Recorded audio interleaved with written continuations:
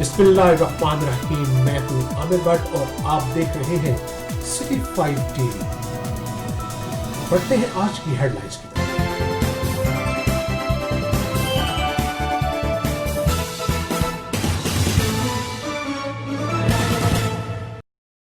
वजीराबाद के नवाही इलाका अलीपुर चट्टा शहर को साफ पानी सप्लाई करने वाली टैंकी महकमा पब्लिक हेल्थ की लापरवाही की वजह से बेकार खड़ी है।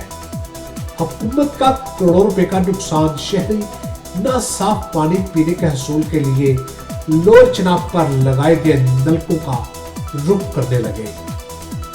वजीराबाद के नवाही इलाका अलीपुर चट्टा में टैंकी की बिल्डिंग भूत बंगले का मंजर पेश करने लगी, जबकि शहरी अपनी मदद आपके तहत लोअर चिनाब पर नलके से पानी भरने लगे। इर्द गिर्द टैंकी के गंदगी के ढेर साफ नजर आ रहे हैं, जो कि महकमा की गफलत और लापरवाही की वजह से है। शहर में सप्लाई के लिए डाला गया पाइप गल सड़ चुका है।